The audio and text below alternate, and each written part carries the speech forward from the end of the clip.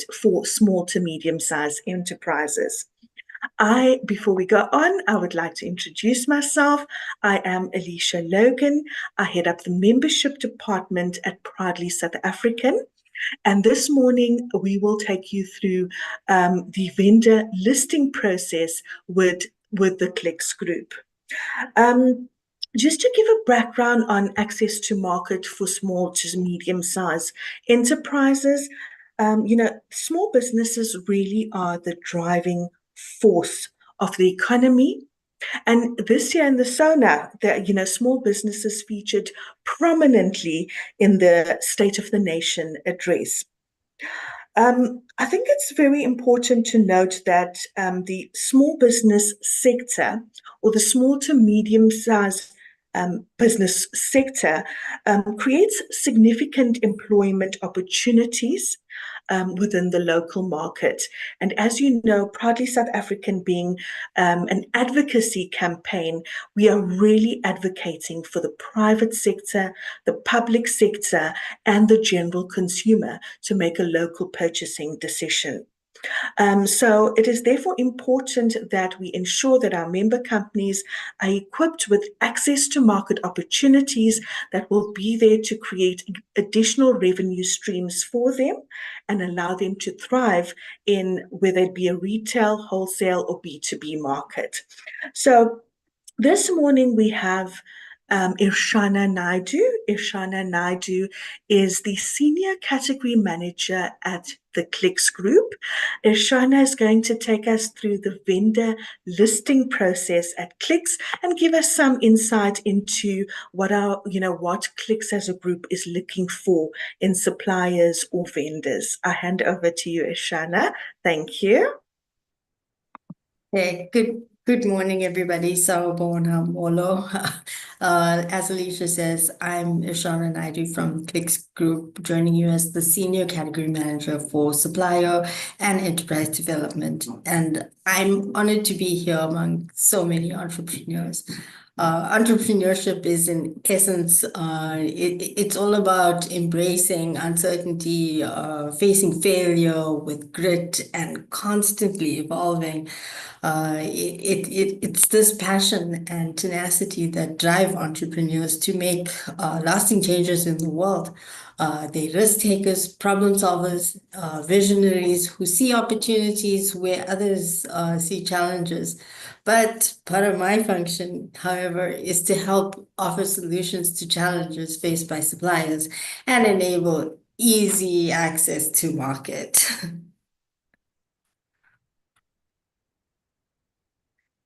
Okay, so I'm going to ask Alicia to just share my screen because we've got a bit of information that we will present to you today. So these are basically the building blocks of what small businesses will use in the retail environment. Okay, next.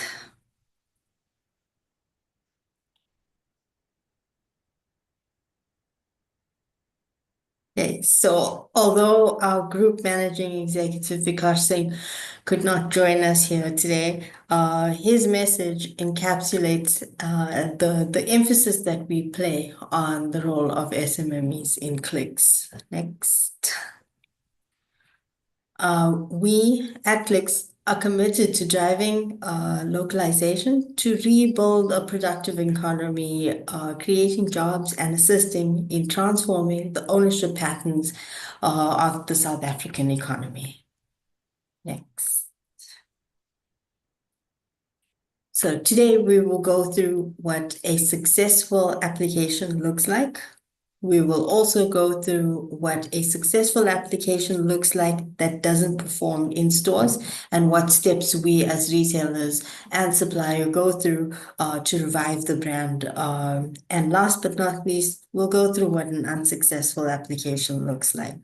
But the most important information for today, however, is when we will cover the supplier assessment matrix This will give you information on what we as a retailer are looking for, but also it will give you a strategic heads up because it will allow you to focus your resources to get the most favorable outcome.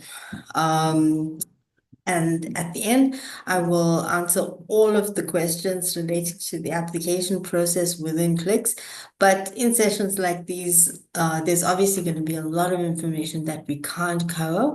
But the aim for today is Clicks wanted to strategically partner with Proudly SA to remove some of the ambiguity from the application process and therefore make access to market much easier. So we will try our best to do that today. Okay. Next. Next. Sorry, I had a whole lot of animation on these slides to just make it a little bit more interesting for you guys today. Okay, so the big question, how do I apply? We all want strategic partnerships with the leading health and beauty retailer in the country. But what you will do is step one. You will go onto www.clicks.co.za. And this is where you will find, thank you, a dedicated portal for not only building a healthier future, but you'll also find information on building a healthier life, building a healthier planet. But what interests us the most is building a healthier economy. Once you're here, you will find a step-by-step guide. Okay, next. So with that said, let's get into it. Okay, step one. Next.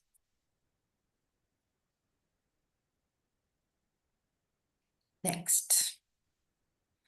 Okay, step one would be obviously to find your way to the website, which is www.clicks.co.za.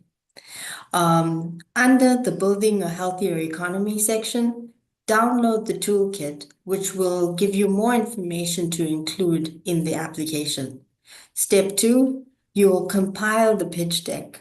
Now, there is a template available online, and the template is there merely to structure your thoughts and give you a format that will be what we are looking for as a retailer.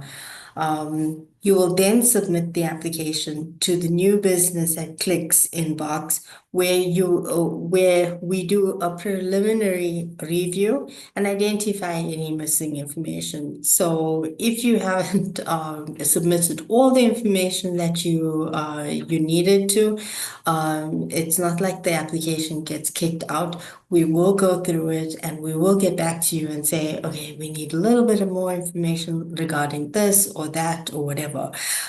So it's each application is considered on its merits, and it's not there's no one standard approach to going through that application. So if you're missing steps 1, 5, and 6, then that's what we will ask for, and you will get an opportunity to resubmit. Once that is done, we then do a thorough review using our Clicks assessment matrix. If it does pass certain minimum commercial conditions, we engage with the category team, and we then do a little bit of enterprise development, not much, because as you can imagine, we've got hundreds of vendors that come to us daily, and the vendors that do get a little bit of enterprise development awarded to them are suppliers that have an amazing product or have an amazing infrastructure within their business and just need a few tweaks on product. So depending on which one you need. Once that is done, you approve for listing, and you start the onboarding process. So the onboarding process, while this is a very admin intensive process, I do often like to stress that suppliers pay particular attention to this process, because it's at this process where you will decide on what your working relationship and what your T's and C's are working with clicks at this point. So normally you will not do renegotiation of contract. So pay careful attention to step number 10 in the process. Once that happens, we launch in store. This obviously can be accompanied by marketing plans, and this is just a very high level process map. But obviously, there's a lot more topics that go into just rolling out a brand. If this application or if this brand and product has done exceptionally well, then the exciting part, we roll out and expand to more stores. Next. Right. So as you can imagine, next, a non-performing brand next would look more or less the same in terms of the first few steps. But once you launch in step 10 and you monitor sales and you find this is not what customers are liking, there will be a notice of non-performance. At this point, vendors, it's not an end all and be all. At this point, it just means is that you have to re-strategize and come up with a new plan on how you're going to engage your target consumer. So we begin the review process collaboratively with the vendor. It's usually at this step where you get the most amount of marketing from Clicks, because Clicks believes that if a brand is not performing, our review process and our steps that we cover to revive the brand will set us apart from brands that work and brands that don't. If unfortunately we try all the avenues at our disposal and the brand still does not perform, we will then inform you that the brand will be discontinued, and a supplier can then follow step 1 and reapply with new product. Next. The unsuccessful application. This follows more or less the same process as the successful application up until step 7, where the application is then declined.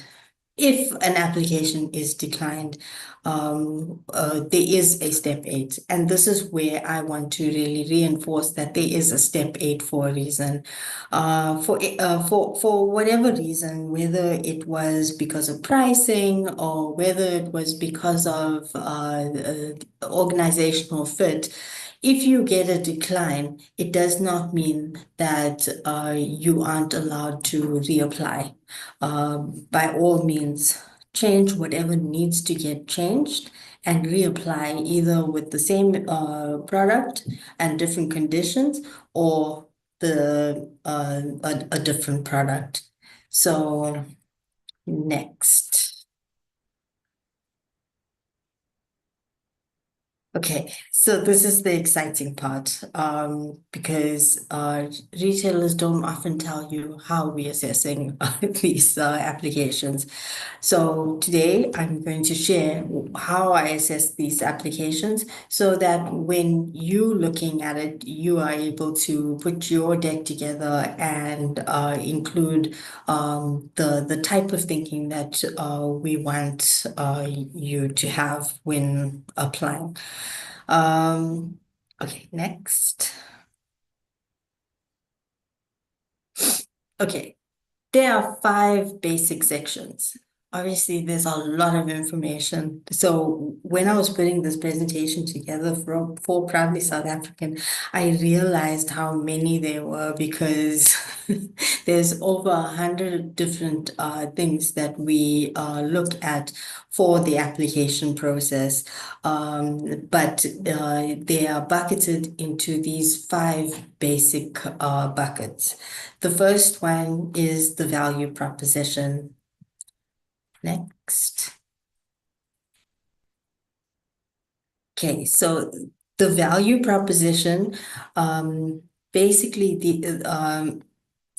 this is the criteria whether you assess whether the product is ready for the market, its performance post-launch, or if it needs to be adjusted to succeed. In a case like this, this is like in my experience, this is where you get the most contrast in terms of applications.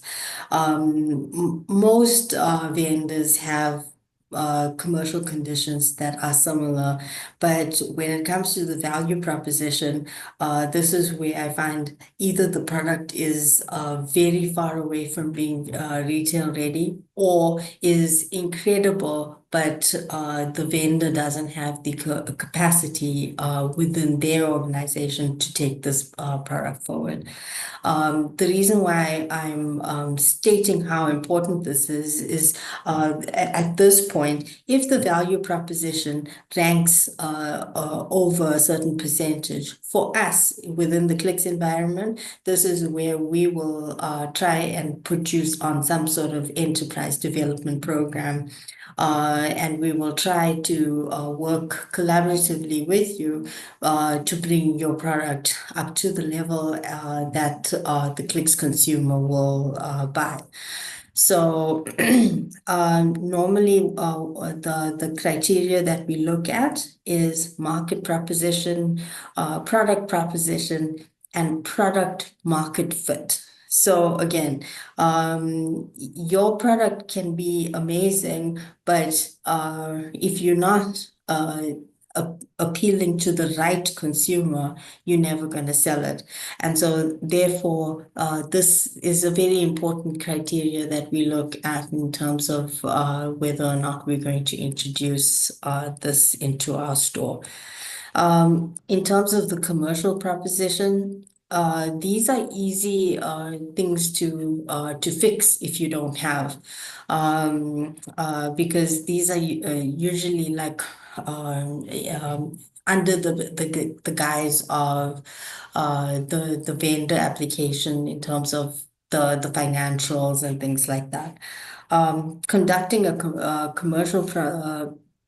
commercial proposition assessment ensures that a business is making informed decisions about new offerings. It helps mitigate risk and assesses market fit and understand financial operation and strategic impact of the proposition. Topics that we would look at within the commercial proposition is market traction, brand proposition, and what your go-to market plan is. Again, this is the easiest of all the criteria to fix, because it's not like if you have a bad product, you have to redo the whole product. These are the kind of things that we as an organization can work with you in order to target the right consumer or make sure that the proposition is right. So it's the easiest to put any fixes in place. In terms of operational readiness, I find that this is the biggest stumbling block that we've been going through recently. Clicks is a retailer. We are unfortunately not a funding organization.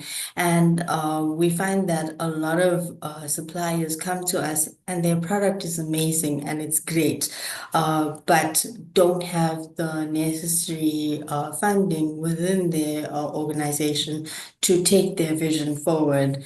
It's at this point, then we can either provide you with some sort of links or some tips on how to overcome that. But this is usually the thing that's tripping up most suppliers at this point. In terms of pricing and financials, I do want to say that this is an important section for not just us, but for you as a vendor. I find that a lot of times there's a level of optimism that comes with each application that's not grounded by a realistic financial plan. I mean, at the end of the day, you can be selling volumes of an item, but if you're not making any profit, you're never going to be able to reinvest in your business and grow your business in the correct way. Um, so I'm going to spend a little bit more time on the next slide going over the pricing and financial, only because it's such an important topic. And I feel that I can share some of my insights in terms of pricing and financials. Um, some of the topics that we do within that section is product pricing, market value, product margins, and pricing basis and promotional costs. Okay. So that is basically that. Now, when it comes to pricing, um, there's obviously a lot that goes into pricing. What I'm going to share with you today, I would hope would just be the starting point of pricing and not the go-to guide. The reason why I am spending time on pricing is because it is a very sad situation dealing with smaller suppliers that come to larger retailers like Clicks and are unaware of the costs of doing business with a large retailer. Okay, with that said, cost-based pricing. Cost-based pricing is the easy one, and it's the one that most people and most vendors use, where they look at the cost of production, manufacturing, distribution, and they will add a markup onto that. Value-based pricing, that's where the Ferraris and the Ducatis play, where they value their item at what they think that the customer will pay instead of what it's actually costing. So that's an interesting sort of way to price your product. Market-based pricing. This is a nice way to price your product. The reason I'm saying this is because in today's in a retail environment, you don't find a product that is completely innovative. You will find product where you do have competition. And when you do have competing items, it's always nice to make sure that you are realistically priced. This is where sometimes what you can do is if you have a range of, let's say, 5 items, you can look at pricing one of those 5 items a little cheaper to entice customers to come and shop within your brand. This is not always a good strategy because you do end up selling a higher volume on these loss leaders.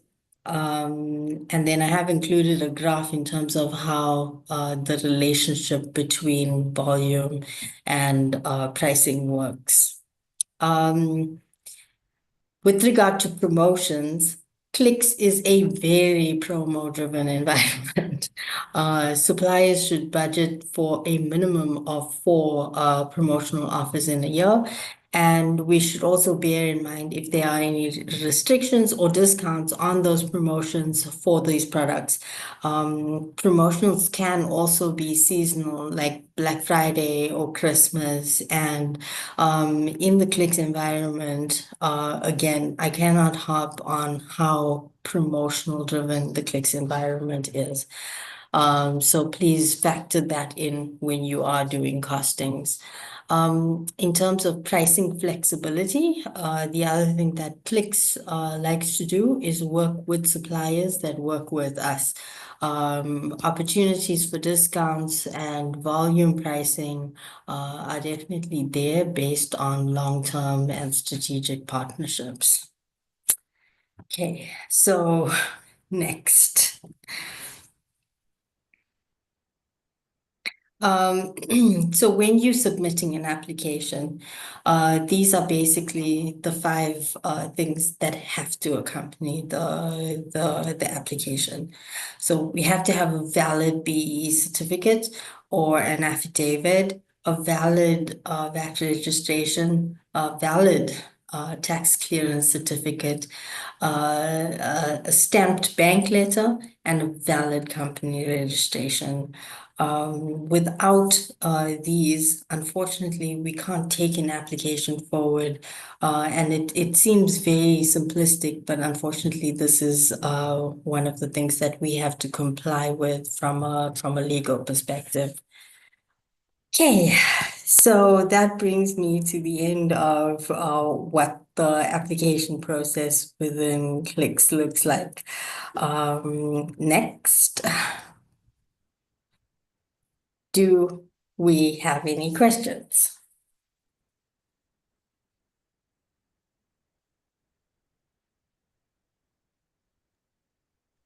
Irshana, we do have some questions. So I'd like to, okay, I'm just looking at the chat box. I think the first question is, are you able to share the slides with Liseko for him to share with the participants? Yes, so I have already shared the Okay, the slide. perfect. The next question is, in terms of pricing, um, how does one cater for promotions? Does the supplier cover promotional costing, or how does that work? So again, it's a different approach to retail. Um, Depending on your application, you can either negotiate for a fully funded model or a tally funded model. You can go free stock. So I wouldn't want to group all of the applications into one sort of model. I would say that these discussions are definitely something that you should look at in conjunction with your buyer, because there are so many options to doing promotions with Clicks.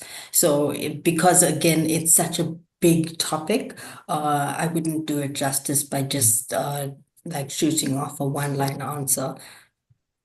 We can maybe look at doing that as a whole webinar after something like this on how do we do promotions within Clicks. Right, that helps a lot. We have a lot of questions, so I'm going to try and get through them. We have Okay, we have been applying over the past 2 years and have not been successful with listing our products at Clicks. Does Clicks support hair braiding suppliers? Um, yeah, does Clicks support hair braiding suppliers, or is this something that you are looking to list within the Clicks stores? Hair braiding supplies as in the service or as in the actual hair? The actual brand, because I can see the person says, or darling brand. So she's referring to the actual brand of hair braiding products. We do currently have hair braiding products within the Clicks environment, but it is not a very large portion of our business. It is very competitive. So again, if you are going to apply, it comes up bigger brands like the Darling brands, um, yeah, yes, but it's very competitive would be the answer. Right. What markup or percentage does clicks add to a product category? Are you able to share this, or do you need to discuss this um, by individual supplier or applicant? So each different category has a different markup that they work with. So in beauty, you'd get a very different profit margin versus the health department, for example. So this is obviously communicated with the brand once you do an application. We will communicate what the target percentage, profit percentage should be for that particular category, but it varies so much that it will be very, very difficult for me to say it should be like 50% when actually it should be 10. So, in the skincare category, is there Mhm. more or less percentage, like between 10 and 25, or more It about? It depends. It depends on whether you're looking at pharmacy skincare, whether you're looking at facial skincare, whether you're looking at body care. You also need to look at whether it's an exclusive brand or whether it's a private label brand. So each one of those things comes with a different product margin. But I mean, in general, I would say anything above 30% for skincare. Does that answer your question? Yes, thank you. Do suppliers have to be VAT registered in order to qualify to sell at clicks? So I know that I did present it as part of the compliance, but there are certain brands that are non-VAT suppliers. So while these do exist, they are not common. So there are some in our organization, but generally, if it's a new brand, the selection criteria is that we would push for it needing to be that compliant. All right. Um, how is there opportunity for companies to do a clicks label brand with our product? Yes, there's definitely that available. We are currently very busy with a very long list of items that we want to strategically work with local suppliers on. Um, Maybe after this meeting, those individuals that are interested in private label opportunities should send you the product categories, and I will share which product categories we are interested in. And if we see any overlap, then yes. It's a match made in heaven because we strategically are looking for those vendors. All right, thank you. I am interested in supplying bottled water to Clicks. I am a Black female disabled business owner. Um, and I'm also looking at the possibility of doing Clicks branded water? Is there an opportunity? Um, I'm going to have to go back to the category and see what the commercial conditions are for this particular vendor. In a lot of cases where there's, like, for example, bottled water, there may be another SMME that's already supplying us. So in the interest of fairness, you have to consider supplier partnerships that we already have. We have to look at what is fair to that brand and that vendor. So as you can see in the application process, part of us launching new brands is also assessing whether those brands should be there in terms of a minimum sales mark.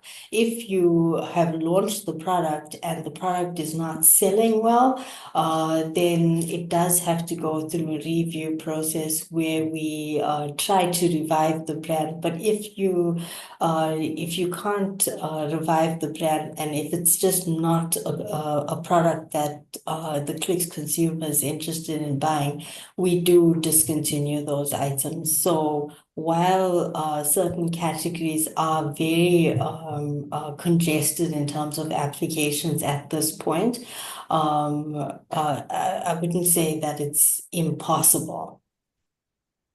Okay, thank you. I'm just see if there's a lot of questions. Um, Good day. I am in the home fragrance business where I manufacture scented candles, reed diffusers, linen, and room mist. Does Clicks allow these types of products to be supplied to their stores? So I'm not sure about the room mist, but we do have scented candles. So in the new business department where I find myself in, if I'm unsure about the specific product categories and if Clicks is not currently playing in those categories, but is relatable in terms of our customers, then yes, we can look at certain things. So each application is based on the merit of that application. So yeah, send it through and then I'll check with the category team whether or not this is something that we would look at. Right. What product compliance are you looking for with skincare and vitamins, technical sheets or safety data? Irshana, if I can answer this one before you answer, just Sure. purely because proudly from a proudly South African point of view, we will say, for instance, if Clicks is interested to list any of our member companies, we will not hand over a company to Clicks without the relevant technical sheets, safety data, and ISO certification for skincare. But anything that you can consume, any skincare product that you need to use, anything that is for human or animal use. We, at Proudly South African, we absolutely will not approve membership without the relevant test reports, data sheets, technical sheets, and ISO certification. Um, so that is very important. Membership is approved, by a specific criteria. Obviously, localization criteria is the most important, but quality is imperative because we are not allowed to allow any company use of the logo without that company having taken their products through the relevant testing and quality processes. So I hope I've answered that question. So from Proudly South Africans' point of view, we need quality reports before we are able to confirm your membership. So in order for us to, move you over to the Clicks business for listing, you have to pass the process at Proudly SA before even getting to Clicks. So from a quality perspective, I hope I've answered that question. Um, I'm just, okay. And then we have, how do, how long, Irshana, how long does a small to medium-sized enterprise stay on the enterprise development program? The enterprise development program will last for as long as you are an EME or a QSE. The only time that a time limit applies is when you become too big, and then you have a 5 limit period. But if you are an EME and you've been there for 10 years, you can still continue to be part of the program until these other conditions kick in. Okay, thank you. Um, okay, what are some of the common growth blind spots that small business miss to prepare for? Ishana, is it okay if I answer this one before handing it over to you? Sure, Yeah, just absolutely. thank you. Rafia, we're just in my experience in the past 5 years with dealing with small businesses and offering small to medium-sized enterprises access to market. My experience is that the financial planning is not where it needs to be. And I say this with the greatest amount of respect and kindness, but a lot of SMEs take their product and they want to go to companies or retailers like Clicks, but they have not managed the financial process of manufacturing, of packaging, of labeling, of barcoding, of understanding the Clicks or other retail models for promotions, for settlement discounts, for advertising, and they go in and say, my product is 20 Rand cost of production, and I'm going to make it 30 Rand to sell to Clicks or Discam or Pick and Pay or whoever. And that's not how you manage a product financially, especially when we speaking about large retail access to market. So my best advice there would be to speak to a financial advisor, an accountant, or someone well versed in finance, and make sure you understand every bit of the process of the financial model for your product, because it's not as simple as I have an amazing product, I want to take it to Clicks and I'm going to put a 20% markup and then I'm going to earn all that as profit. It really and truly does not work that way. Please understand everything from the listing process to your packaging, pricing, barcoding, promotions, and then work on your pricing. That is my best advice. And I've seen it happen time and time again. It's not that member companies don't get access to market, they do. But then, somewhere down the line, it doesn't work out because they didn't plan financially. And I think that's a very important point. Ishana, I don't know if you want to add on to that.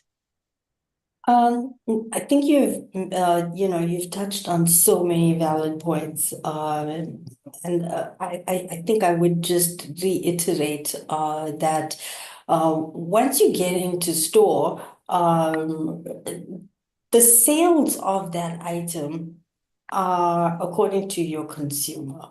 I find that a lot of vendors tend to think that the retailer has like a large control over what happens with their brand. But at the end of the day, what we have to remember is the customer is going to decide whether they want your brand. The customer is going to decide whether it's going to be a volume item or if it's going to start trending or any of those commercial conditions. So that's why any of your marketing strategies that you do, it talks to an end use consumer. Because yeah, that's who you are servicing. You're working with Clicks, to try and service your end use consumer.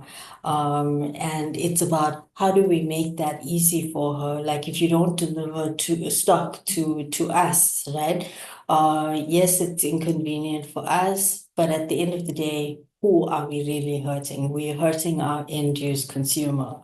And I think, like from my perspective, if I always break it down into that level of thinking, in terms of who am I actually servicing, all of these aspects to tend to fall into place just a little bit easier.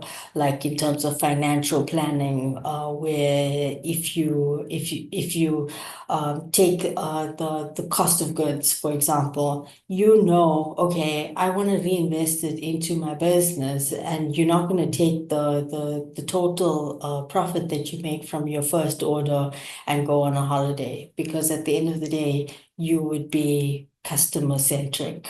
You'd say, okay, I've got 10 customers now. How do I get 20? And how do I better serve my 20 customers? Yeah. That's perfect. Thank you, Shana. Um, does this process also apply to a vendor of services? Example, offering laboratories or food related product services. At this point, yes, it does. But this is more for the commercial process. If you do want to apply with commercial lab services and that sort of thing, you still will email us at newbusiness.co.za.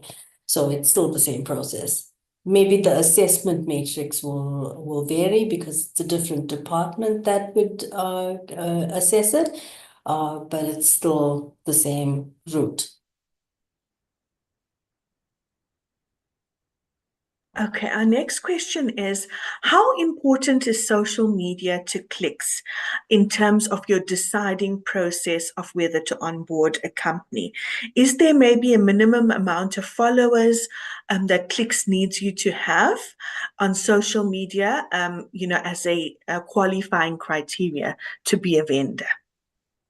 No, so I wouldn't say that you have to have a minimum amount of followers. I'd say you'd have to have a minimum vendor credibility. So are you able to meet your 3 deliveries to Durban, Cape Town, and Johannesburg to our 3 DCs? Are you able to meet our order deadlines or order lead times? These are more the criteria that we look to assess a supplier. It always helps when you have a lot of followers, which means that your brand is established. But unfortunately, it's not, it is, but it is not part of the criteria at this point. The bigger overriding factors would be where are you as a vendor? How well is the product selling on the market? So it's more the traditional sort of commercial aspects, but it is important. All right. And if I can add to that, Ishona, Rafiel, where here again, and I'm just going with my experience as, the head of membership, where I'm able to see companies access markets, and some of the things that cause it not to work out is really the traditional stuff, not so much the social media and the digital and all of those things. I'm not saying that those things are not important, especially in this day and age, but what I'm saying is, what is very important, and I see people getting wrong, is really the traditional stuff, the packaging, the labeling, the barcoding, the logistics, the ability to manufacture, to be able to deliver to 3 different large DCs, the ability to scale up your production. Those are very important things. As I said, I'm not saying social media is not important, and I'm not saying at all that advertising or promotions is not important. It is, but you can't advertise or promote if you haven't got the traditional if you haven't tick boxed all the traditional items that makes your product a winner in store. So as Irshana said, those things are important, but make sure you tick all the very important boxes of really making sure your product is a winner, not just for clicks, but for your target market. I hope we've answered your question. Um, okay. Sorry, Alicia, in terms of like the things that you can look at, Mhm. social media is one of them, but the 5 aspects that I've touched on in terms of the assessment matrix, those would be the most important. Yes, no, definitely. Thank you so much for that. Um, okay. I'm not sure what Andiswa asked. Does Clicks accept both EAN and UPC barcodes? I'm gonna have to check and get back to you on that one. All right. And Andiswa, if you can, maybe I think it's CGCSA can definitely help most of our member companies, go through that process for barcoding, and it works exceptionally well. Then there's Okay, I think there's some of the questions I'm going to have to bypass because I don't think Irshana is going to be able to give us at this level what products is Clicks looking for in skincare and hair care Mm. and body care and oils and fragrance. I don't think, I don't want to speak for you, Shana, but I think that's going to be too much for us to be able to, on a call, be able to say all the different products I think maybe email us and we can have that discussion separately.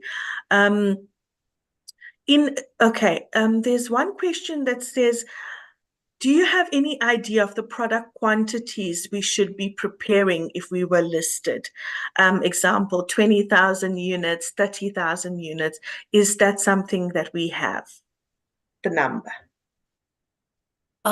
So in terms of the product, again, it depends on, so how quantities are calculated is it looks at how many stores you have. And the amount of stores you have depends on what the product is. How have you priced it? If it's a value product, then obviously more people are going to buy this. If it's a very expensive item, then you'd probably only want to take it to your top stores, in which case the volumes would be a lot smaller. But how we generally calculate something is in terms of shelf space. If you have, we calculate our MDQ, which is our minimum display quantity, by looking at how many facings of those items do you have on shelf, and how, like we say in terms of how many deep, it means like how many will you stack one behind the other. So if you have 3 facings of an item and 3 deep, then your MDQ is 9. But on top of that, you will also add in DC stock. Generally, what we as Clicks would like consumers to do, this not consumers, vendors to do, is hold at least 3 months worth of stock in your warehouse, and then we draw from that. So we have DC stock, but we will also place weekly orders based on sales. And again, it depends on how many stores you're doing, what your pricing is, what your item is. There is no one fit model. It really depends on what the item is. Okay. Does clicks take 30, 60, or 90 days to pay their suppliers? Again, we do a range of different payment terms. At this point, we are opening 90-day payment terms. With that said, we don't not look at vendors that are sitting at 30 and 60. If there's a situation where you really can't get to 90, then we will look at 30 and 60. But there has to be mitigating circumstances for that, because most new vendors now come in at a 90-day payment term. Thank you. How long does the post-launch monitoring period last for? 6 months. 6 months. Okay. Um, do you cater for sole proprietor businesses? In terms of? Oh, I see. No. Okay, let me answer that one. Vusi, you have to be registered on CIPC in order for Proudly South African to vet you and then pass you over to Clicks if they were interested in your brand or your product. So no, unfortunately, that won't work. Okay. Irshana, in your experience, how long does the application process typically take for onboarding a supplier? So, because my department works across all the different departments, it can vary.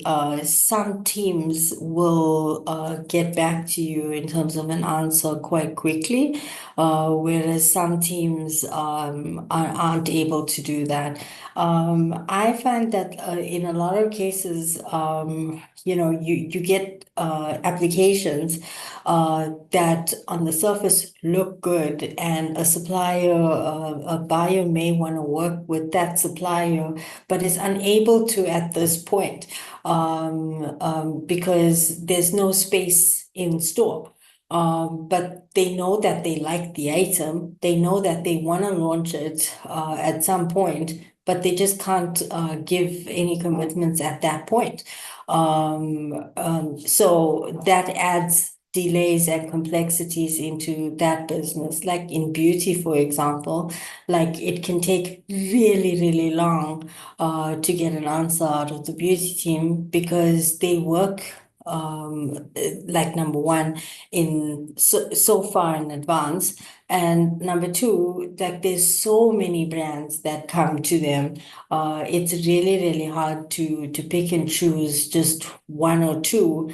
And so, like, I've always found that that need to get the answer sometimes works in somebody's like towards somebody's disadvantage, because if you push somebody for an answer, and if they aren't able to help you right now, you're gonna get a no. Whereas if you don't hear anything, it means that you haven't been declined. Every application will get either an acceptance or a decline. If you haven't been declined, there's still hope that you could be looked at to go into stores. It's not like applications are ignored if there's something wrong with it. If you're not going to get in, you will get a decline letter, or you will get an email letting you know. There's no such thing as a non-response.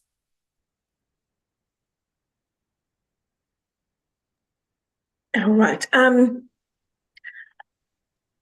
For herbal products, do you know if there's specific product test reports that you require?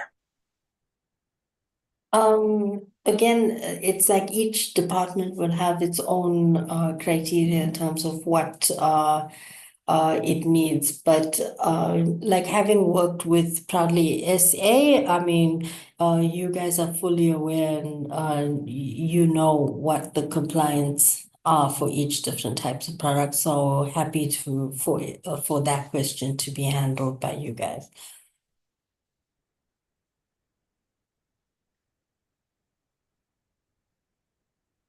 Yes, most definitely, especially because we have different criterias across the different sectors.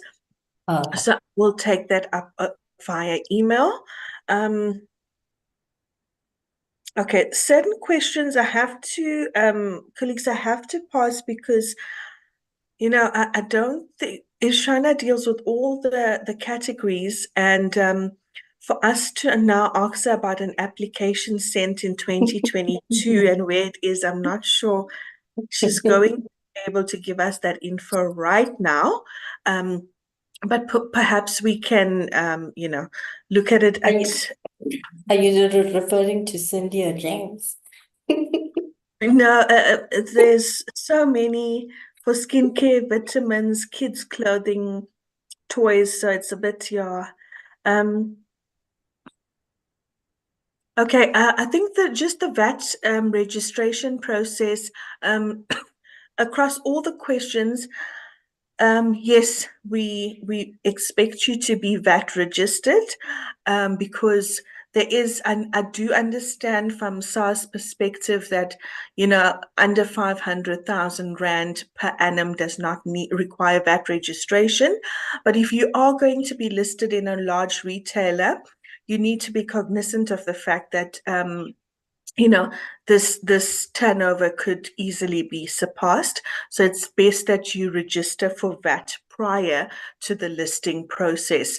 I do know, as I said, from experience, one of our member companies was turning over under the required amount for VAT and then got listed into a large restaurant chain, and then within a month had problems with supply because he was not VAT registered. So please, um, the answer is please be VAT registered. Um, I think, I'm just thinking, Irshana, we are at our time limit for the webinar, and we have 50 more questions in the Q&A box. Um, should I maybe ask our participants to email myself and Liseko? And then what we'll do is we'll collate the questions to the various different relevance, so that CIPC category sector, and then we'll pose it to you via email. I think I'm not sure what your take So, is on that. I mean, I'm fine with spending a little bit more time here answering anyone's questions because I think it is a nice forum that we No, are all that's finding ourselves in. But like obviously, like certain technical questions, I feel like yes, we can leave those to an okay. email. That's very kind of you. Thank you so much. Okay, so I'm gonna go. Okay, I think this one, Ishana, you can just support, but with products, I would like to know if products without a barcode can be accepted. I'm just wondering then how will the products be scanned through the system? So No, we don't. Yeah, like remember that your with every product that you sell, right? The system needs to scan the product, and that scanning holds all the information, like who gets paid, the description of that item, the price of the item. It's all stored on the barcode. exactly. So especially for scanning a product out, I think that's so important. So the answer to that is a product must have the barcode. Is it a must to supply all the three DCs? Um, we find that this is the thing that trips up most suppliers. In cases where you are very, very small, and we can look at bending the rules a little bit.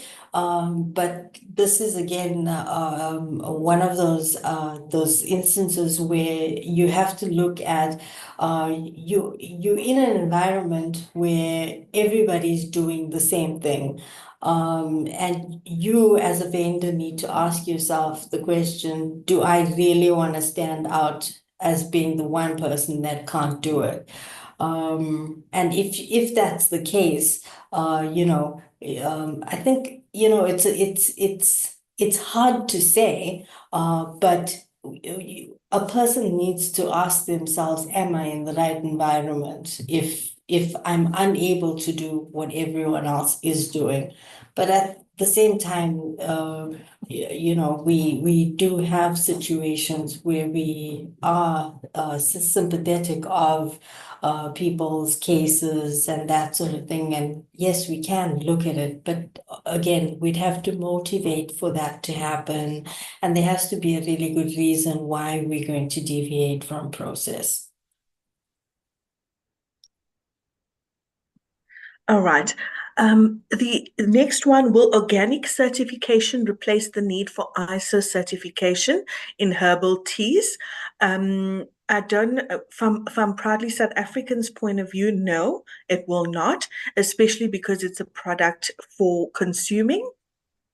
Organic certification is only there to tell you about the ingredients that are used that are of organic nature. Organic certification does not in any way override the need for an ISO certification, which is a certification required for safety of product. So it is two very different concepts. Organic certification is there more so for the labeling process. So for the labels on the product, yes, you can have the organic certification, even the icon to confirm so, but ISO certification is completely separate. We need that for you to be able to confirm that a product that is meant to be consumed by humans has gone through the testing process. So the answer is no. Organic certification does not replace ISO certification. Um, with regards to food products, specifically supplements and superfoods, which buyer would you be connecting us with? So again, we don't hand out that information on these kind of calls for peer reasons, that sort of thing. So every person will have to follow the process in terms of using the new business that clicks. And if your product is successful, then you will get an introduction to the team. Okay.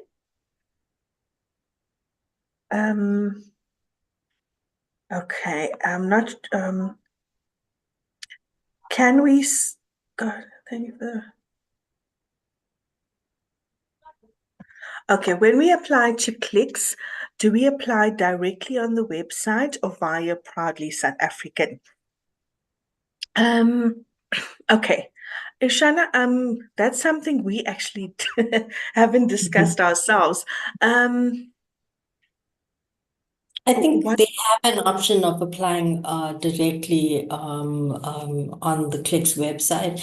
But I think given the fact that this is the start of a process that Proudly South African and Clicks is hoping to start building on, we still gonna need to discuss that. But obviously, I think there's gonna be a situation where Proudly South African and Clicks want to work closer together.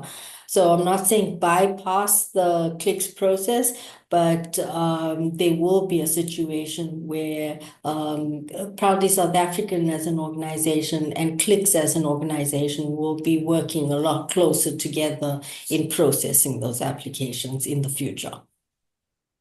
Right.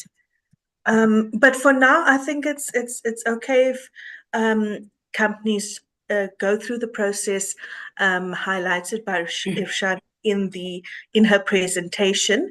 Um, just because that is the vendor listing process. So let's not change anything. Let's go through the same process. And as you know, the Proudly South African and Clicks, grow our relationship, we will find ways in which we can, offer our member companies a different approach, perhaps. Um,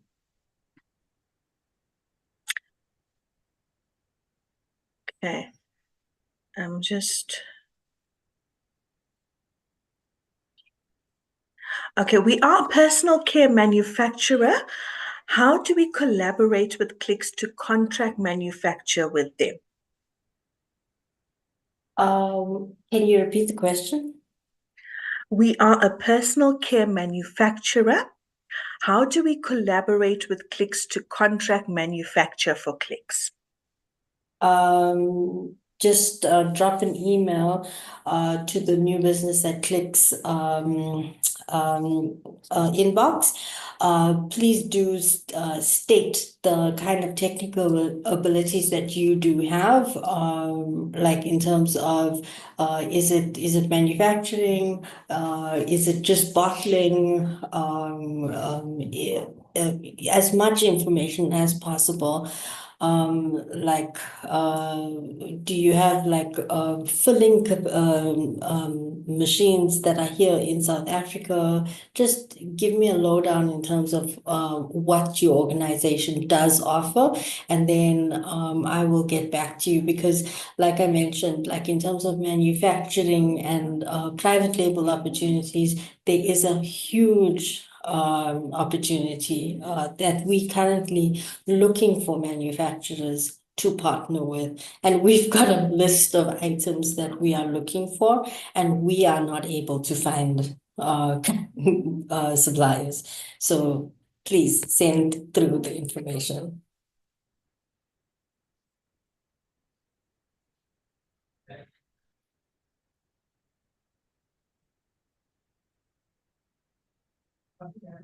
Okay.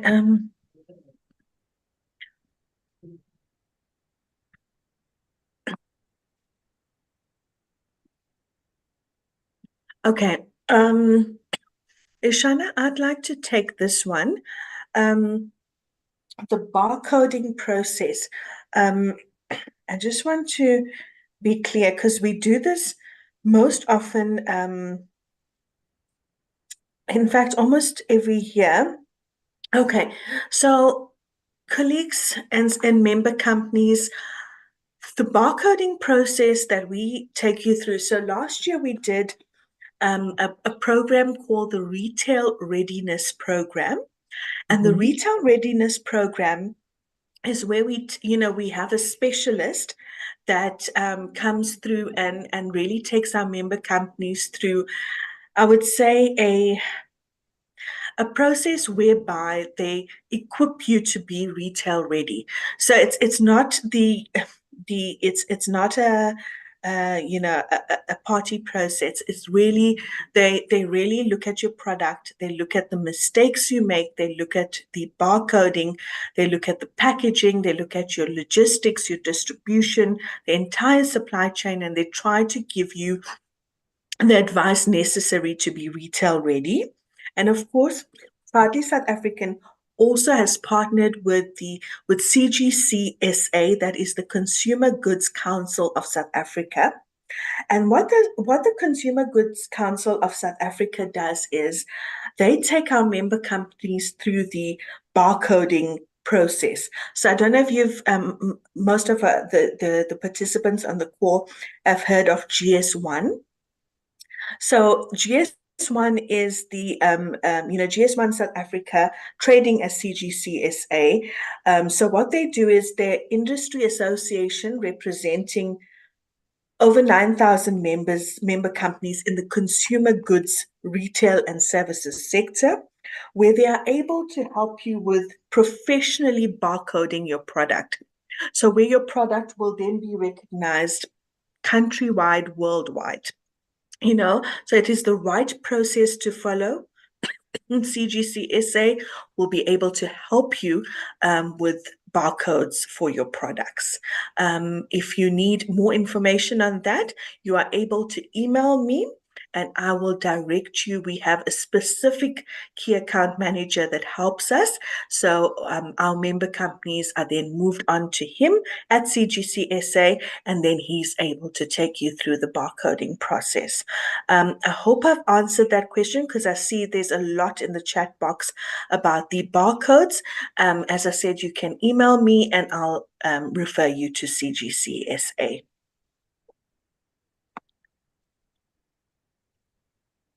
Barcoding. Irshana, what is the new business email address? Let me tell you the exact one. 1 second. It's new business, so NEWBUSINESS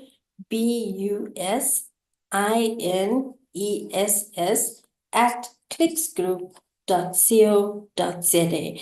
Alicia, it is on the toolkit that I've provided. So maybe what we can do is we can send out the toolkit to everybody just in terms of like how to build a pitch deck. And on that toolkit, the email address is on there. That's perfect. So, colleagues, members, and all participants on the call, if you can email me on Alicia, that's ALICIA at proudlysa.co.za.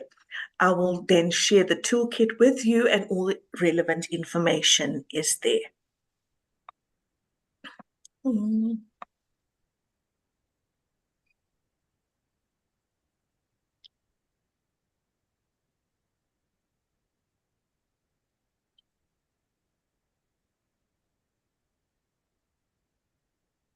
Okay. I don't understand, but let's see.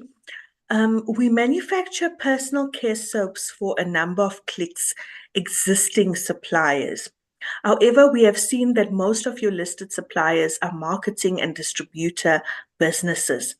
This makes it difficult for us to grow our business as they want the soaps as cheap as possible for them to go on and add decent margin for basically being a middleman.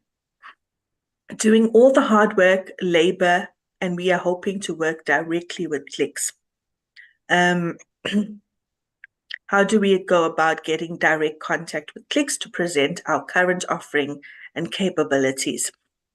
At Tabo, I will share the the slide pack with you that Irshana presented, and if you can follow that carefully, then you will be able to follow the vendor listing process.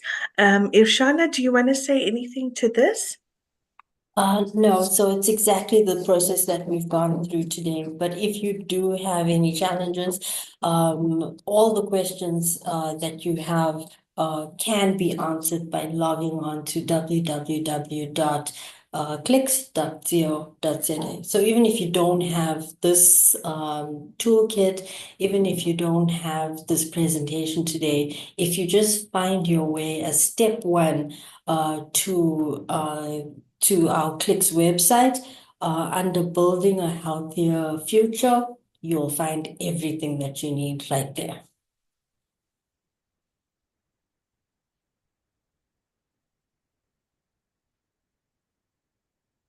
I don't know what this means. Is this process also applicable to the last mile service? I'm What? not sure what the I last know mile what last service mile. is, so I'll I also need more don't know. information.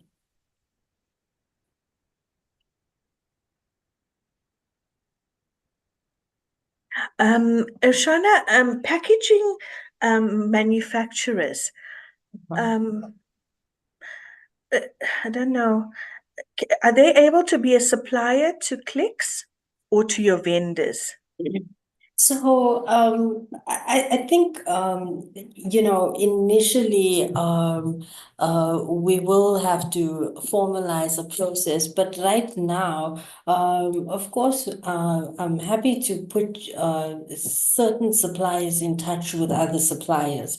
But at the same time, it's like, there is a level of like a risk, because it's like, if I'm not aware of one party or have worked with that one party, there is a level of risk to say, anything can go wrong. And what we don't want is clicks to be the person that says, oh, well, clicks recommended that person. Um, so if we are going to, do introductions, we have to realize that the introductions are done solely as an introduction and nothing more. Um, Definitely understand that. Please share presentation. Okay.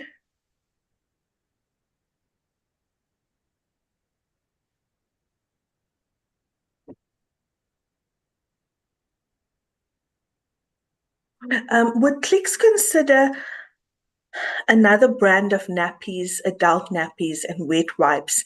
I understand that in this category, there are very large brands Mm. that have great brand equity. But would you consider a different local brand that has all the relevant ISO certification? So I think we did touch on this topic a little bit earlier. I mean, you've got a similar situation in sanitary pads, for example, right? Where unfortunately in this country, as we stand right now, the average consumer, they want to use a Kotex, they want to use an Always. And the big brands do, like they market leaders. So for new brands, for small SMEs, it's very difficult to come and enter a market where it's so saturated. With that said, Clicks is obviously, we do have side by side on our shelves, we've got local as well as those big brands. But unfortunately, what inevitably happens is that the smaller brands don't sell. Uh, so as a person that's in the South African economy, I would hope that eventually we do start selling more local, and not being so reliant on the international brands. But at this point, again, it's not a clicks decision. It's unfortunately what the consumers are buying. Um, so yes, you can apply, but if it doesn't do well, we have to realize that it's because of what the target consumer is currently relying on.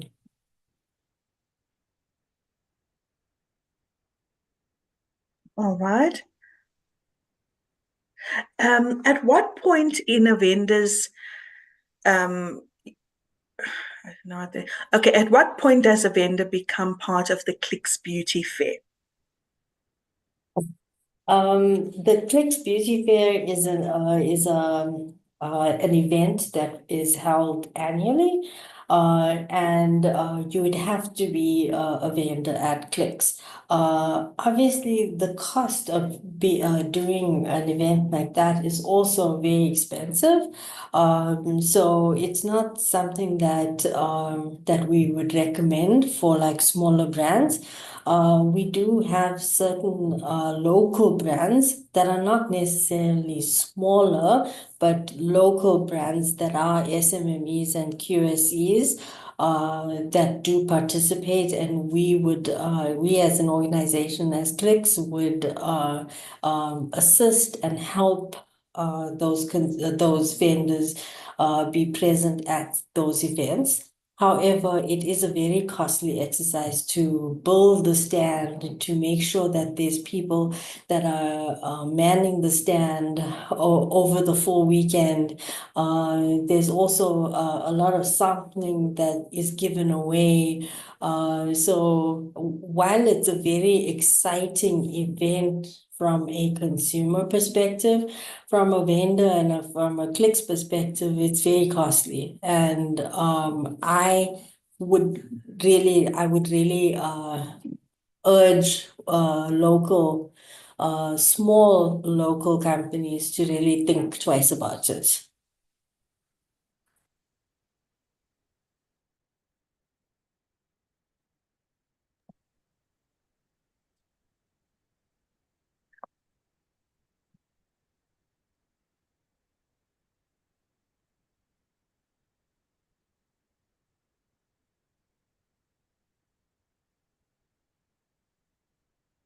Okay, I think the rest of it is pretty standard. It's about barcoding, which I've answered.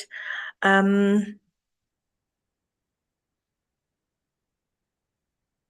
okay, I manufacture cleaning detergents, and I would like to apply to be a vendor. The detergents are tested by SABS. Um, is there opportunity for me to apply for vendor to be a vendor for the sector?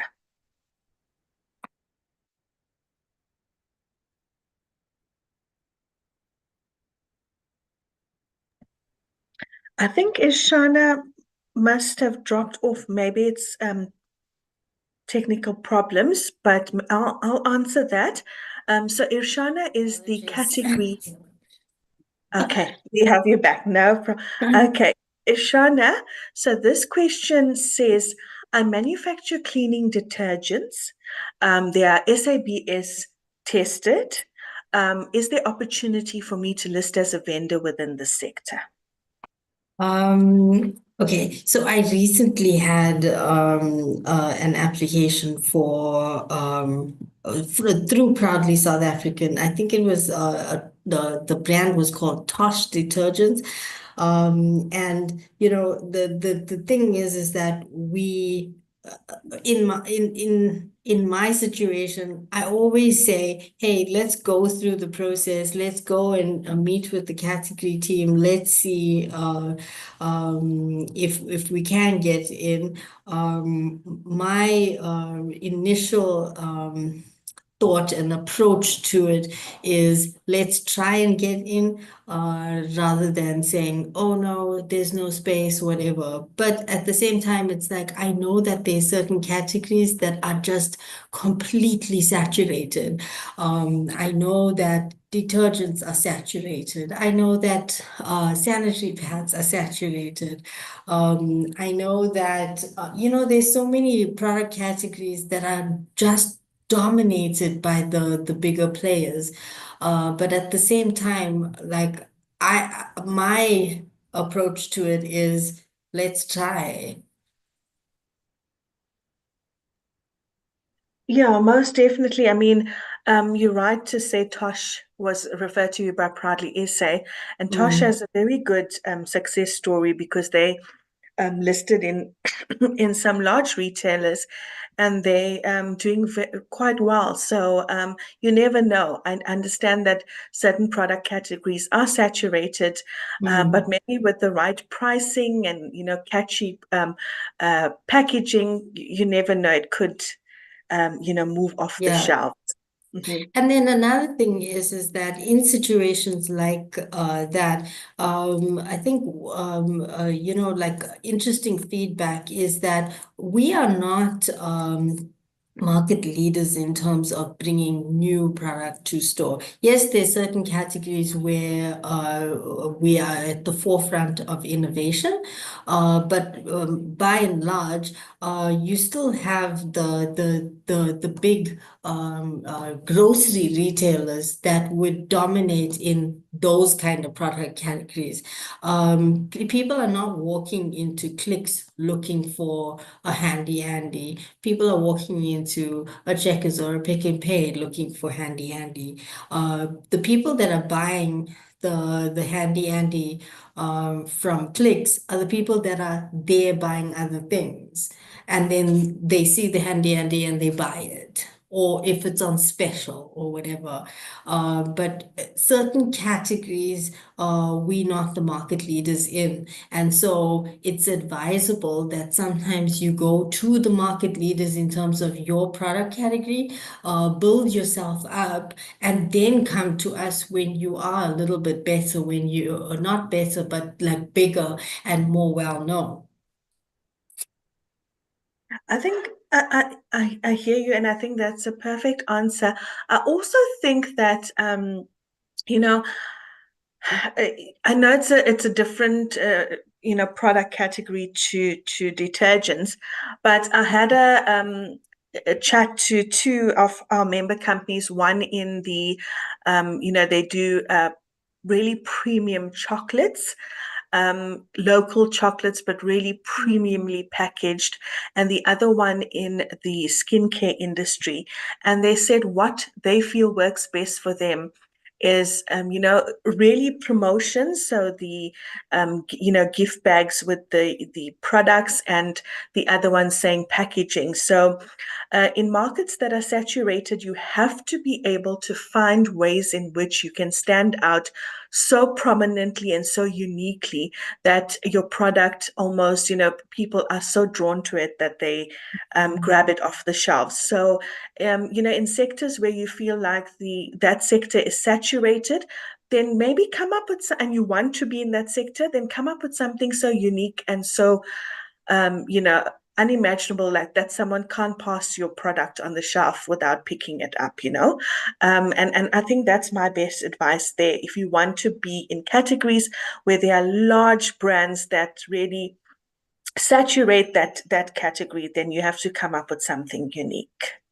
Yeah. Um, Irshana, this one, how long does the application process typically take for someone in the, say, skincare sector? Again, skincare and beauty, I think is the longest of our applications because in certain cases you may want to list the product, but you don't have any space to list the product because it's so saturated. Because in Clicks we work on a one in, one out process. So in order for any new brand to go in, something has to come out.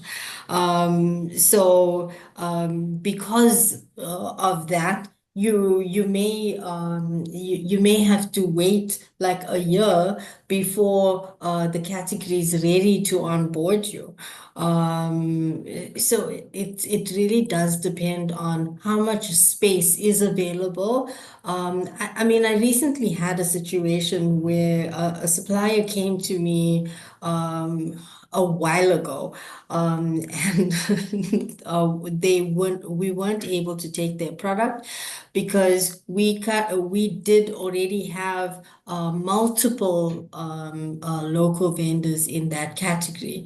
So what we did was we ended up waiting. So we said, okay, that person gets 6 months to a year to prove themselves and prove their product. And if they were not able to prove themselves, and if there's now space available a year later, then we say, okay, your product was really, really good. We wanted to launch you, so let's go ahead and do that.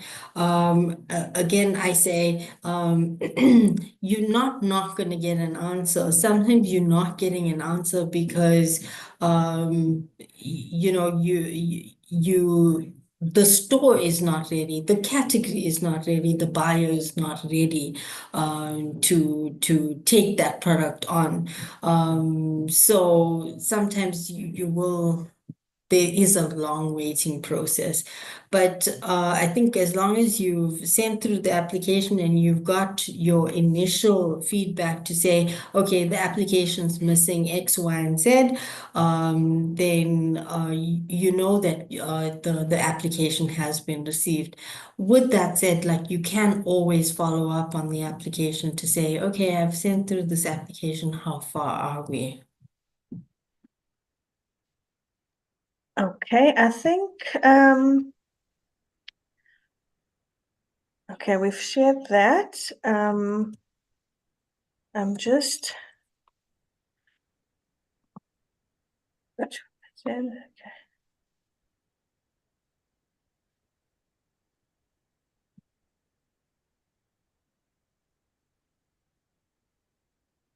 So I'm just reading one of the questions here that they've said we've applied for our brand and had meetings and also gave promo ideas and have not heard back. Also, our brand is cheaper than what is currently on the shelf. Clicks told us that the current brand isn't selling yet and it's still on shelf. So again, in a situation like this, um, put yourself in the shoes of whoever's there currently. Clicks will never, ever just kick somebody off the shelf just because their product is not working. Part of our process is that we will work very hard in trying to revive your brand and to try and entice the target consumer to buy your brand. We will work collaboratively with you to try and build that brand to the best of our knowledge, try and fix it. If it's the packaging, we repackage. If it's the pricing, then we reprice. Depending on what like the consumer's indication is to us that's wrong with the product, we will fix and we will move on from there. But again, we won't just discontinue a brand just because it's not selling. There is a review process that we do follow. We notify you that your brand is not performing, and collaboratively with you, we develop a not a business rescue, but like a revival plan for your brand. The other thing is cheaper is not necessarily always better. So while your item may be cheaper than what's currently on the shelf, is the packaging better? Is your vendor application the same as them as a vendor? Maybe they could be really strong in terms of their capabilities as a vendor. So there's a lot to unpack in terms of every, and it's not just price. Shana, two of the questions, and these are the two last ones. Is it possible to list online only if there's no space on the shelf? Yes, so we do have a lot of consumers going online only. The problem is that certain products do better online only than others. If you are going to go online only, you have to remember that before you go into a store, now that the category teams have a read off and sales, the rollout into store has to be warranted in terms of the justification has to be there to say, I'm rolling this brand out to stores because it's doing really well online. So you must, yes, it's possible, but is it right is the question. Okay. I think I once got approved and was promised to start with online before the physical store, but 2 weeks later I was told that they won't be continuing with me. Is there a reason for this? Mm, Is what's the name of the brand? Amelia. Okay, what is the name of the brand, Amelia?